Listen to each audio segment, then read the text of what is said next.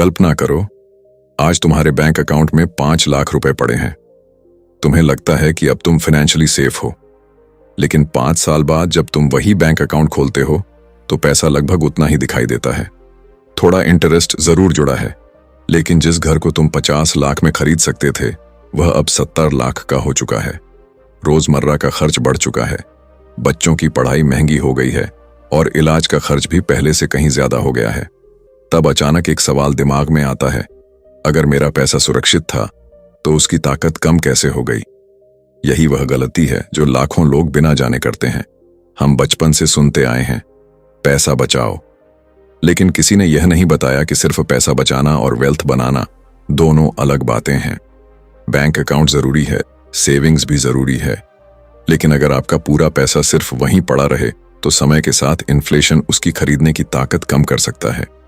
अब जरा 2 दोस्तों की कहानी सोचिए। दोनों हर महीने 10,000 बचाते हैं। पहला दोस्त पूरा पैसा बैंक में रखता है, दूसरा दोस्त पहले सीखता है कि पैसा किन एसेट्स में लगाया जाए और फिर धैर्य के साथ उसे बढ़ने का समय देता है। 10 साल बाद दोनों की कमाई लगभग एक जैसी हो सकती है, लेकिन उनकी फाइनेंशियल लाइफ बिल्कुल अलग हो सकती है। फर्क उनकी इनकम ने नहीं, बल्कि उनके फैसलों ने बनाया होगा। यही सोच दुनिया के सबसे सफल निवेशकों में से एक वॉरेन बफेट की भी है। उन्होंने कभी जल्दी अमीर बनने का रास्ता नहीं खोजा।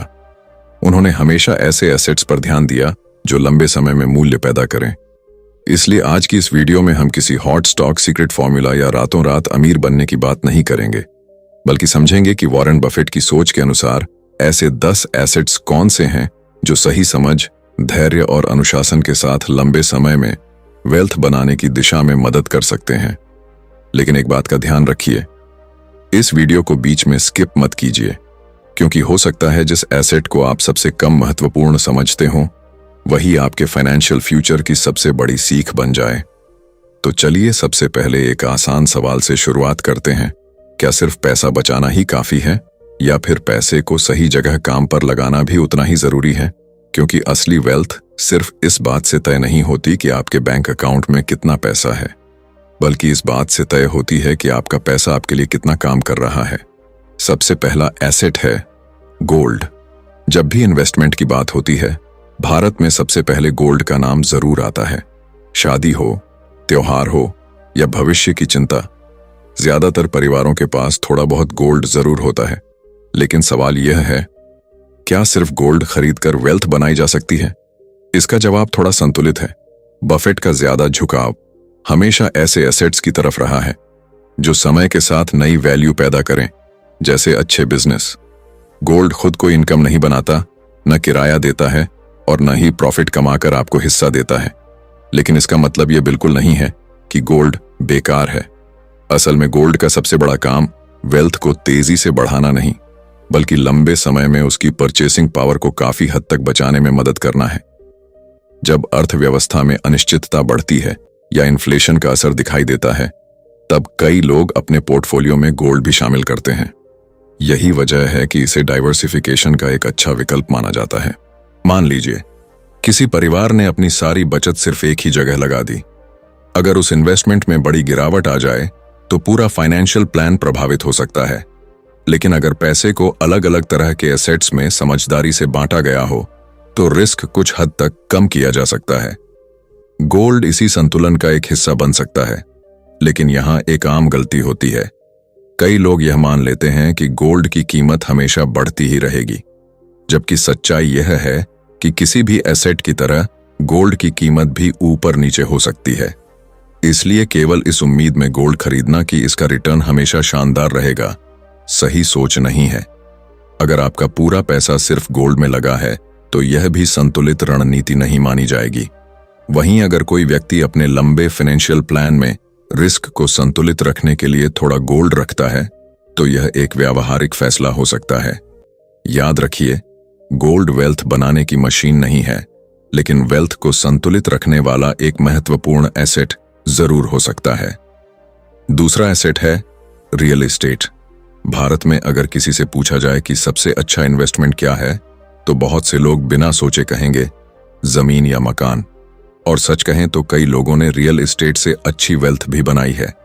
लेकिन बफेट की सोच हमें सिखाती है कि किसी भी एसेट को सिर्फ उसके नाम से नहीं, बल्कि उसकी क्वालिटी और वैल्यू से परखना चाहिए। मान लीजिए 2 लोगों ने एक एक फ्लैट खरीदा। पहले व्यक्ति ने ऐसी जगह घर लिया जहां आने वाले वर्षों में सड़कें, मेट्रो, स्कूल और कंपनियां आने वाली थीं। दूसरे व्यक्ति ने सिर्फ सस्ता होने की वजह से ऐसी जगह घर खरीद लिया जहां विकास की कोई संभावना नहीं थी। कुछ साल बाद दोनों की प्रॉपर्टी की कीमत और मांग एक जैसी नहीं होगी।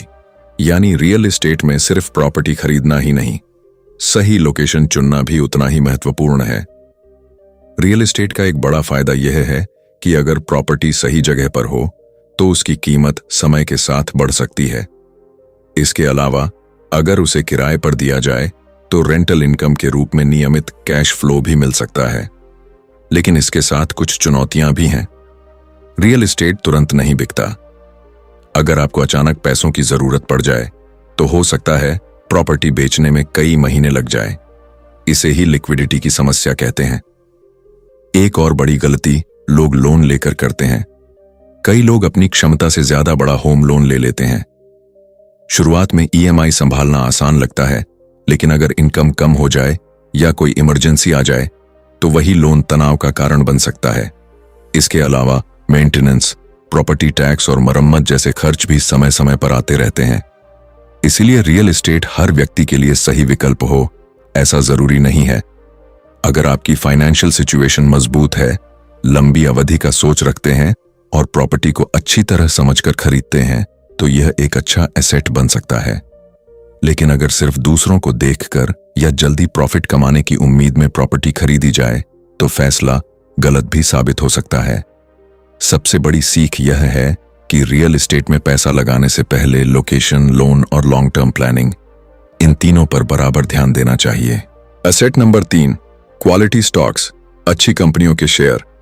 अब बात करते हैं उस एसेट की जिसने बफेट को दुनिया के सबसे सफल निवेशकों में शामिल किया, क्वालिटी स्टॉक्स। लेकिन यहां एक बहुत बड़ी गलतफहमी है। जैसे ही लोग स्टॉक्स का नाम सुनते हैं, उनके दिमाग में ट्रेडिंग, तेजी से पैसा कमाना या रोज रोज प्राइस देखना शुरू हो जाता है। जबकि बफेट की सोच इससे बिल्कुल अलग है। वह स्टॉक को सिर्फ स्क्रीन पर चलता हुआ एक नंबर नहीं मानते। उनके लिए स्टॉक खरीदने का मतलब है किसी बिजनेस में हिस्सेदारी खरीदना। सोचिए, अगर आपको अपने शहर की एक ऐसी दुकान खरीदने का मौका मिले जहां हर दिन ग्राहकों की भीड़ लगी रहती है, जिसकी कमाई लगातार बढ़ रही है और लोग उस पर भरोसा करते हैं, तो क्या आप उसे सिर्फ इसलिए नहीं खरीदेंगे क्योंकि अगले हफ्ते उसकी कीमत थोड़ी कम हो सकती है? शायद नहीं। आप उसके बिजनेस को देखेंगे, न कि रोज बदलती कीमत को।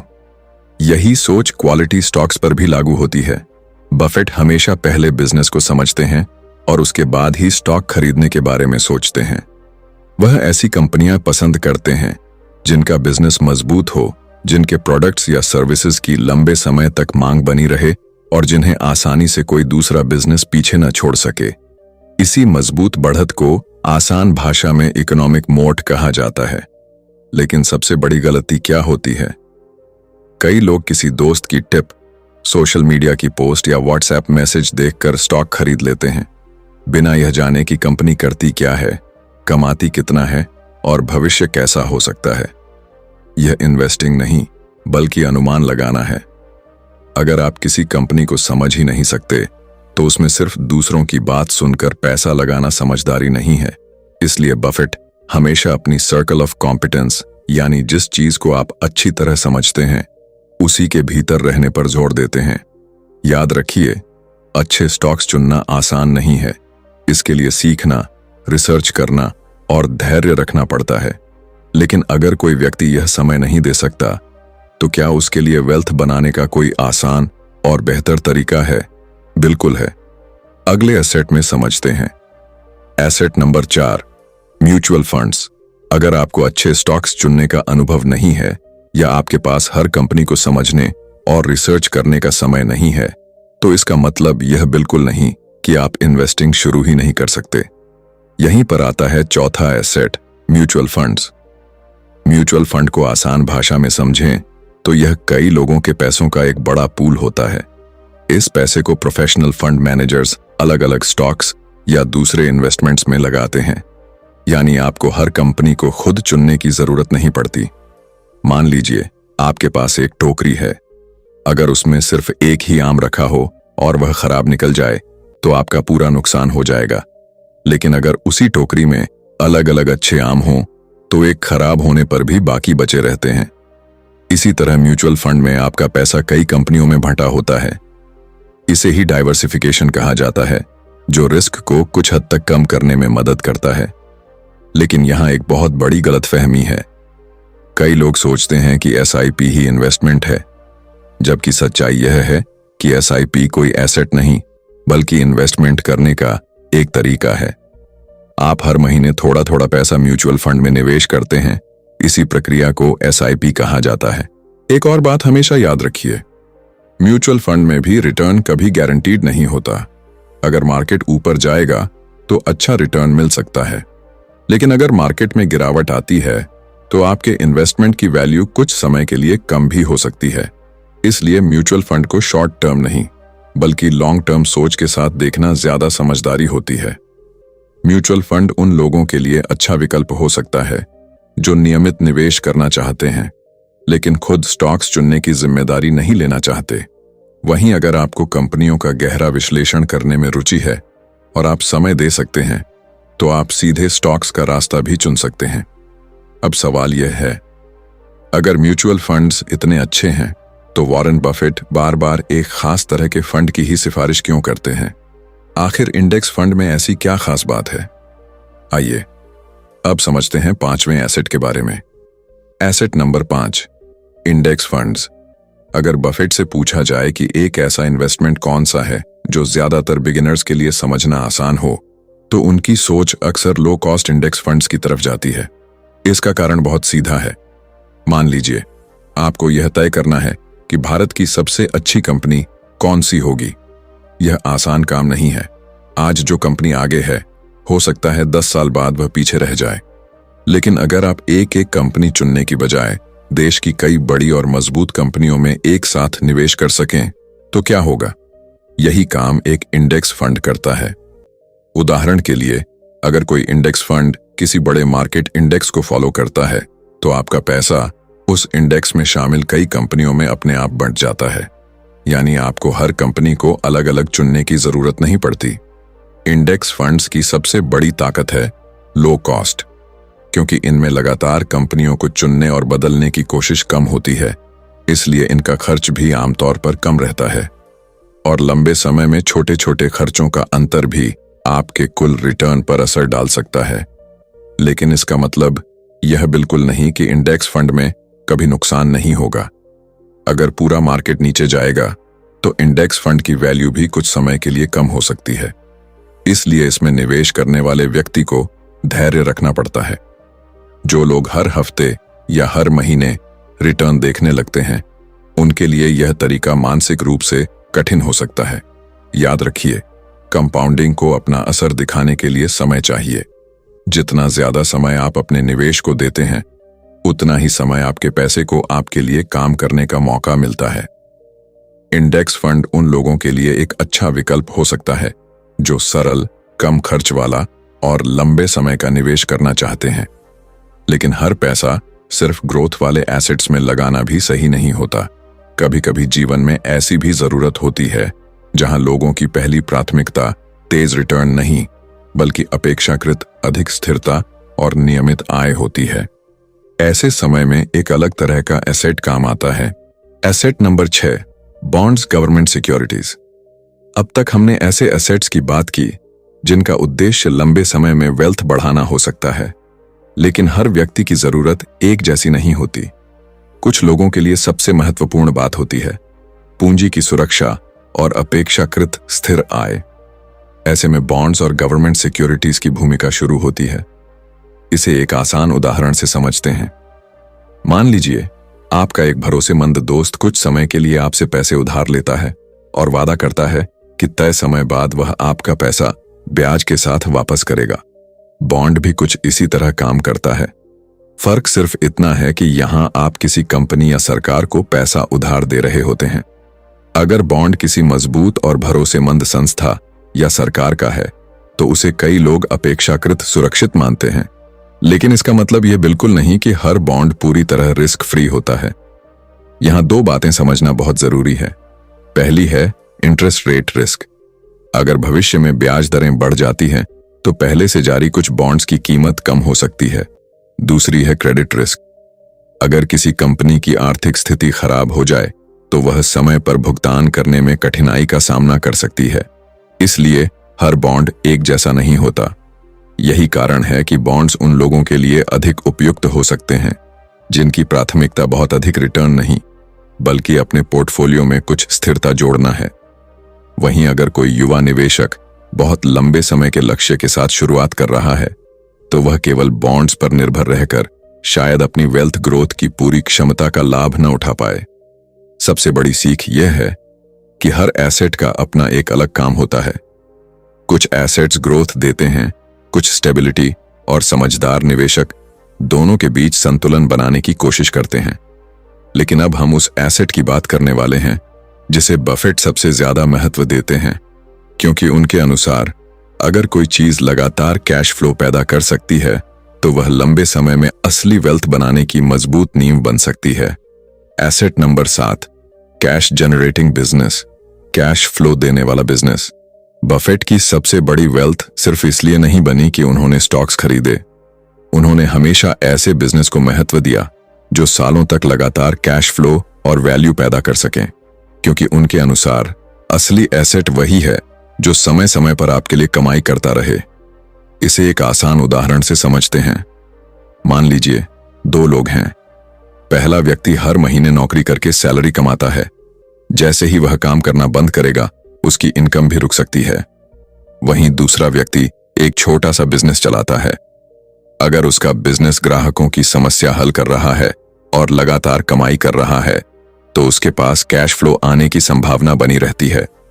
यही वजह है कि बिजनेस को कई लोग वेल्थ क्रिएशन का एक शक्तिशाली माध्यम मानते हैं।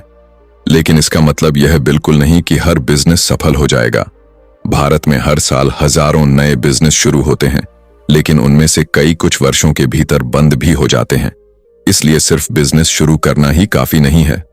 सही प्रोडक्ट, सही कस्टमर, अच्छी सर्विस और पैसों का सही प्रबंधन, ये सभी बातें उतनी ही महत्वपूर्ण हैं। एक और बात समझिए, बिजनेस का मालिक होना और खुद के लिए नौकरी करना दोनों एक जैसी चीज नहीं है। अगर आपका बिजनेस पूरी तरह सिर्फ आपके काम करने पर ही चल रहा है तो आपने शायद अपने लिए एक दूसरी नौकरी बना ली है।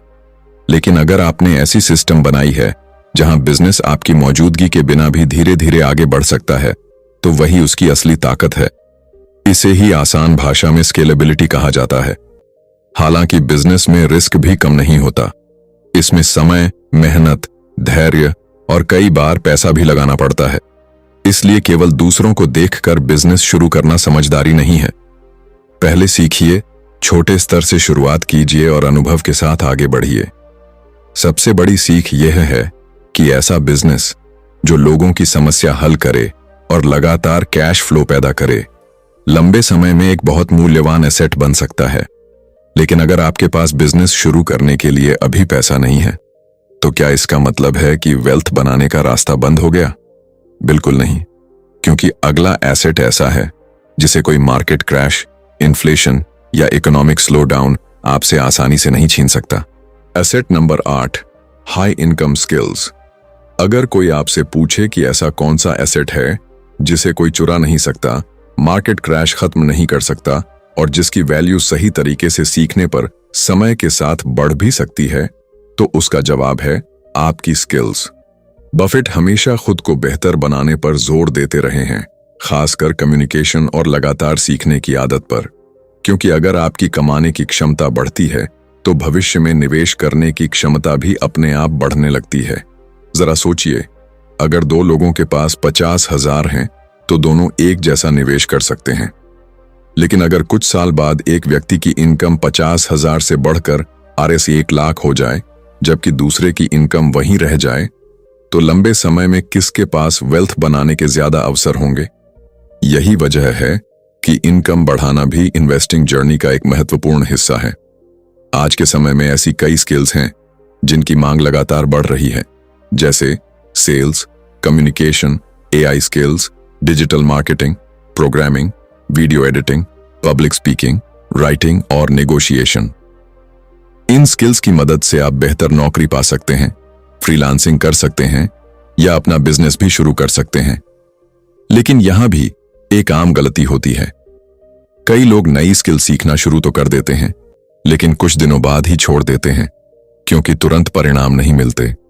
जबकि किसी भी अच्छी स्किल की तरह इसमें भी समय, अभ्यास और धैर्य लगता है। याद रखिए, स्किल पर किया गया खर्च अक्सर खर्च नहीं, बल्कि अपने भविष्य में किया गया इन्वेस्टमेंट होता है, क्योंकि अच्छी स्किल आपको बार बार कमाने का अवसर दे सकती है। सबसे बड़ी सीख यह है कि अगर आपकी इनकम लगातार बढ़ रही है तो वेल्थ बनाने की गति भी समय के साथ बेहतर हो सकती है। लेकिन अब सोचिए, अगर आपने एक बार मेहनत की और वही मेहनत आपको सालों तक इनकम देती रहे तो कैसा होगा। यही हमें लेकर चलता है अगले एसेट की ओर, इंटेलेक्चुअल प्रॉपर्टी और डिजिटल बिजनेस, जहां एक अच्छा काम कई बार लंबे समय तक कमाई का स्रोत बन सकता है। Asset number 9, intellectual property digital business. पहले के समय में बिजनेस शुरू करने के लिए बड़ी दुकान, बहुत सारा पैसा और कई कर्मचारियों की जरूरत पड़ती थी। लेकिन आज इंटरनेट ने यह तस्वीर काफी हद तक बदल दी है। आज एक व्यक्ति YouTube channel, online course, software, mobile app, ई बुक या डिजिटल प्रोडक्ट बनाकर भी अपनी वैल्यू लाखों लोगों तक पहुंचा सकता है। मान लीजिए, एक शिक्षक हर दिन 50 छात्रों को पढ़ाता है, वहीं दूसरा शिक्षक एक बेहतरीन ऑनलाइन कोर्स बनाता है। उसे कोर्स तैयार करने में मेहनत जरूर लगती है, लेकिन एक बार बनने के बाद वही कोर्स लंबे समय तक नए नए लोगों तक पहुंच सकता है। यही डिजिटल बिजनेस की सबसे बड़ी ताकत है। इसी तरह अगर कोई लेखक एक अच्छी बुक लिखता है, कोई डेवलपर उपयोगी ऐप बनाता है या कोई क्रिएटर ऐसा यूट्यूब चैनल तैयार करता है जो लोगों की समस्या हल करता है, तो समय के साथ उससे बार बार इनकम आने की संभावना बन सकती है। कई मामलों में इसे लाइसेंसिंग या डिजिटल सेल्स के माध्यम से भी आगे बढ़ाया जा सकता है। लेकिन इसका मतलब यह बिल्कुल नहीं कि डिजिटल बिजनेस आसान है। बहुत से लोग सोचते हैं कि यूट्यूब चैनल बना लिया, ऐप लॉन्च कर दिया या कोर्स तैयार कर दिया तो इनकम अपने आप आने लगेगी। जबकि सच्चाई यह है कि डिजिटल बिजनेस में भी लगातार सीखना, बेहतर कंटेंट देना, लोगों का भरोसा जीतना और समय समय पर अपने प्रोडक्ट को अपडेट करना पड़ता है। अगर आप उसे छोड़ देंगे तो धीरे धीरे उसकी ग्रोथ भी रुक सकती है। यानी एक बार मेहनत करने से काम खत्म नहीं होता, बल्कि उसे लगातार बेहतर बनाना भी उतना ही जरूरी है। सबसे बड़ी सीख यह है कि अगर आप ऐसी वैल्यू तैयार करते हैं जिसकी लोगों को जरूरत है, तो इंटेलेक्चुअल प्रॉपर्टी और डिजिटल बिजनेस लंबे समय तक इनकम का एक मजबूत स्रोत बन सकते हैं। लेकिन अब एक आखिरी और बेहद महत्वपूर्ण एसेट बचता है, जिसे कई लोग एसेट मानते ही नहीं, जबकि मुश्किल समय में यही एसेट आपको गलत फैसले लेने से बचा सकता है। Asset number 10, cash reserve, emergency fund. पहली नजर में शायद आपको लगे कि बैंक में पड़ा कैश भी कोई एसेट होता है क्या? अगर शुरुआत में हमने कहा था कि सिर्फ बैंक में पैसा रखना वेल्थ नहीं बनाता, तो अब इसे एसेट क्यों कहा जा रहा है? क्योंकि हर पैसे का काम एक जैसा नहीं होता। इमरजेंसी फंड का उद्देश्य वेल्थ बनाना नहीं, बल्कि फाइनेंशियल स्टेबिलिटी देना है। जिंदगी हमेशा हमारी योजना के अनुसार नहीं चलती। अचानक नौकरी चली जाए, कोई मेडिकल इमरजेंसी आ जाए, घर में कोई बड़ी जरूरत पड़ जाए या कुछ महीनों तक इनकम रुक जाए।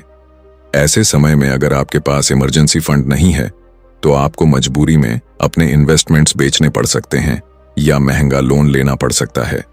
यही वजह है कि फाइनेंशियल प्लानिंग में सबसे पहले इमरजेंसी फंड बनाने की सलाह दी जाती है। आमतौर पर कई फाइनेंशियल एक्सपर्ट्स मानते हैं कि लोगों को अपने आवश्यक मासिक खर्चों के कुछ महीनों के बराबर इमरजेंसी फंड बनाने का लक्ष्य रखना चाहिए। लेकिन सही राशि हर व्यक्ति की इनकम, जिम्मेदारियों और परिस्थितियों पर निर्भर करती है। बफेट भी हमेशा लिक्विडिटी यानी जरूरत पड़ने पर तुरंत उपलब्ध पैसे के महत्व को समझते हैं, क्योंकि जब आपके पास कैश रिजर्व होता है तो मुश्किल समय में आपको घबराकर गलत फैसले नहीं लेने पड़ते। इतना ही नहीं, अगर भविष्य में कोई अच्छा इन्वेस्टमेंट अपॉर्चुनिटी मिले तो आपके पास उसे पकड़ने की क्षमता भी होती है। लेकिन यहां भी एक गलती होती है। कुछ लोग अपना पूरा पैसा सिर्फ इमरजेंसी फंड में ही रख देते हैं। वहीं कुछ लोग बिना कोई कैश रिजर्व बनाए अपना सारा पैसा इन्वेस्टमेंट्स में लगा देते हैं। ये दोनों ही तरीके संतुलित नहीं हैं। सबसे बड़ी सीख यह है कि इमरजेंसी फंड कमाई बढ़ाने के लिए नहीं, बल्कि आपकी फाइनेंशियल जर्नी को सुरक्षित रखने के लिए होता है। यह वह मजबूत नींव है जिस पर बाकी इन्वेस्टमेंट्स खड़े रह सकते हैं। तो अब हमने बफेट की सोच के अनुसार ऐसे 10 महत्वपूर्ण एसेट्स को समझ लिया जो अलग अलग परिस्थितियों में अलग अलग भूमिका निभाते हैं। लेकिन अब सबसे बड़ा सवाल यह है, अगर कोई बिगिनर आज से अपनी फाइनेंशियल जर्नी शुरू करना चाहता है तो उसे इन एसेट्स के बीच संतुलन कैसे बनाना चाहिए। आइए अब इसी सबसे महत्वपूर्ण बात को समझते हैं। बिगिनर के लिए सही शुरुआत कैसे करें। बिगिनर के लिए सही शुरुआत कैसे करें। अब सवाल यह है कि अगर कोई बिगिनर अपनी वेल्थ बिल्डिंग जर्नी शुरू करना चाहता है तो उसे सबसे पहले क्या करना चाहिए। सबसे पहले यह समझ लीजिए कि हर व्यक्ति की इनकम, जिम्मेदारियां, गोल्स और रिस्क लेने की क्षमता अलग अलग होती है। इसीलिए कोई एक फॉर्मूला सभी पर लागू नहीं हो सकता। लेकिन कुछ ऐसे सिद्धांत हैं जो लगभग हर व्यक्ति के लिए उपयोगी हो सकते हैं। सबसे पहले अपनी इमरजेंसी फंड पर ध्यान दीजिए, क्योंकि मजबूत नींव के बिना मजबूत इमारत नहीं बनती। उसके बाद यह सुनिश्चित कीजिए कि आपके और आपके परिवार के लिए जरूरी इंश्योरेंस की व्यवस्था हो। एक बड़ी मेडिकल इमरजेंसी कई वर्षों की बचत को प्रभावित कर सकती है। अगर आपके ऊपर बहुत अधिक ब्याज वाला लोन या क्रेडिट कार्ड का कर्ज है तो उसे कम करने की कोशिश करना भी एक महत्वपूर्ण कदम हो सकता है, क्योंकि कई बार सबसे अच्छा रिटर्न अनावश्यक महंगे कर्ज से छुटकारा पाने में ही छिपा होता है। इसके बाद धीरे धीरे लॉन्ग टर्म इन्वेस्टिंग की आदत बनाइए। याद रखिए, वेल्थ एक दिन में नहीं बनती। यह छोटे छोटे सही फैसलों का कई वर्षों का परिणाम होती है। सिर्फ एक ही एसेट पर निर्भर रहने के बजाय अपने फाइनेंशियल गोल्स के अनुसार डाइवर्सिफिकेशन के बारे में सोचिए, क्योंकि अलग अलग एसेट्स अलग अलग परिस्थितियों में अलग भूमिका निभाते हैं।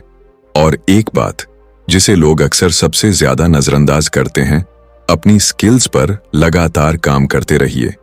जब आपकी इनकम बढ़ती है तो इन्वेस्टिंग की क्षमता भी बढ़ती है। सबसे महत्वपूर्ण बात, धैर्य। आज की दुनिया में हर कोई जल्दी अमीर बनना चाहता है, लेकिन बफेट की पूरी फिलॉसफी हमें यही सिखाती है कि वेल्थ का असली साथी स्पीड नहीं बल्कि पेशेंस है। अब जरा इस वीडियो की शुरुआत को याद कीजिए। हमने एक ऐसे व्यक्ति की बात की थी जिसके बैंक अकाउंट में 5 लाख रुपए थे। समस्या यह नहीं थी कि उसने पैसा बचाया, समस्या सिर्फ इतनी थी कि उसने अपने पूरे पैसे को एक ही जगह रोक दिया और उसे अपने लिए काम करने का मौका नहीं दिया। यही इस पूरी वीडियो की सबसे बड़ी सीख है।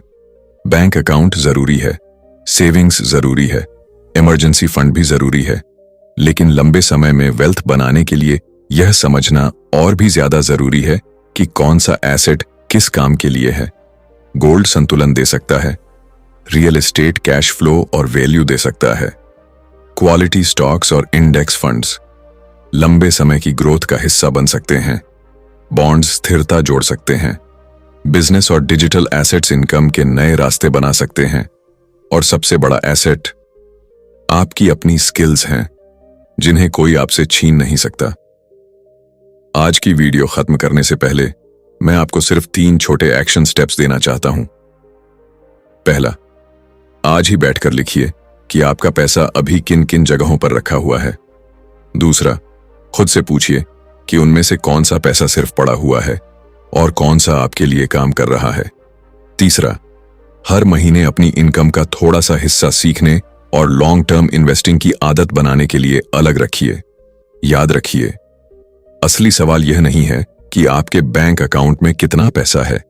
असली सवाल यह है कि आपका पैसा आपके लिए कितना काम कर रहा है।